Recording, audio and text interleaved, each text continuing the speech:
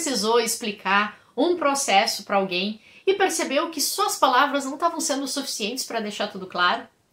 Ou ainda tenha enfrentado dificuldades ao tentar seguir um procedimento sem um guia, um norteador visual? Hoje eu vou te mostrar como é que os fluxogramas podem ser um grande aliado na hora de criar a tua documentação e explicar os processos de forma simples e eficiente. Quer saber mais? Então vem comigo!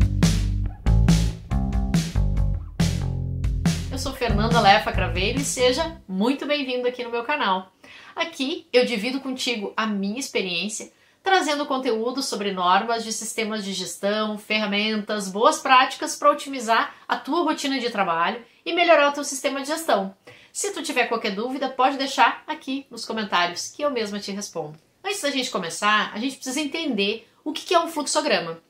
O fluxograma ele é uma ferramenta visual que representa a construção de um processo, detalhando aí cada etapa dele numa sequência lógica de como cada etapa acontece. Ele é útil porque ajuda a entender essas etapas, as interações de uma forma muito mais clara e visual, facilitando a criação de um documento ou de um padrão. Ao criar documentos usando essa técnica, tu organiza melhor as tuas ideias, transforma as tarefas mais complexas em passos bem simples. A grande contribuição é porque ele ajuda a identificar gargalos de processo e principalmente pontos de melhoria. E o primeiro passo para criar um fluxograma é conhecer os símbolos mais utilizados e o significado de cada um. Aqui estão os principais. A elipse, ou oval, vai representar o início ou fim de um processo. O retângulo indica uma tarefa ou uma atividade a ser realizada. O losango, usado para decisões que exigem respostas como sim ou não. Setas mostram a direção do fluxo do processo. Um paralelogramo indica a entrada ou saída de informações como dados ou materiais. Depois de conhecer aí os símbolos, nós podemos já começar a nossa criação de fluxo da seguinte forma. Primeiro, tu precisa definir qual processo tu quer desenhar, qual tu quer padronizar. Então escolha lá um processo claro, específico, por exemplo, como fazer um suco de morango. Segundo, nós precisamos listar todas as etapas.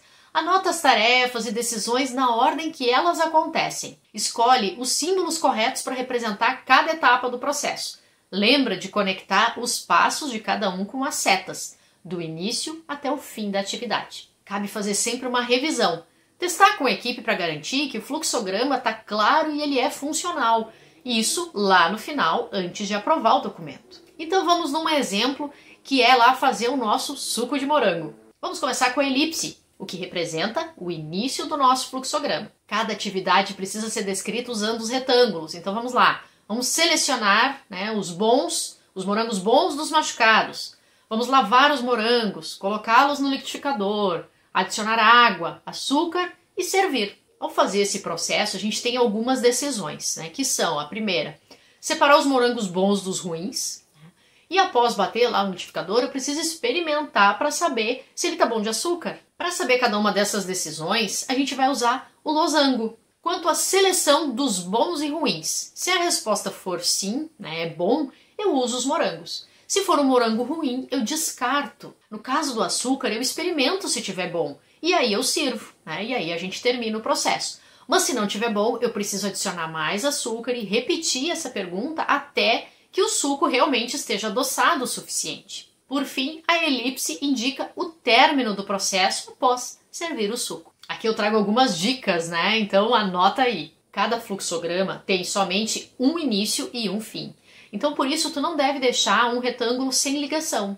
Então se a atividade tu acha que terminou ali, então naquele retângulo, a seta ela vai precisar ser ligada a um próximo retângulo ou lá no final. Então, para não ter erro, use os símbolos padrão e mantenha também a simplicidade do fluxograma, isso é importante. Uma outra dica é tu revisar o modelo com as pessoas que foram envolvidas, para garantir que todos compreenderam, e que vai ficar fácil de fazer atividade usando esse fluxograma. Ele também precisa ser atualizado, sempre que houver qualquer mudança nesse processo. Usa ferramentas digitais para facilitar a criação e edição do teu fluxograma. Claro que tu pode usar o Word, tu pode usar Excel, ou ainda algumas ferramentas que são próprias para isso. Eu gosto muito do Visage. Aqui nos comentários eu vou deixar uma lista de ferramentas que podem te ajudar, software de criação de fluxograma. Experimenta, cria os teus, e depois me conta como foi. Se tu gostou desse conteúdo, Não esquece, deixa aqui o teu like, te inscreve no canal para receber mais dicas e ferramentas para otimizar a tua rotina de trabalho e melhorar o teu sistema de gestão. Lembra que tu também pode acessar meu site, fernandalefacraveiro.com.br. Lá tem muito material gratuito e à disposição também o link de todos os meus treinamentos online. Um abraço, uma boa semana para ti!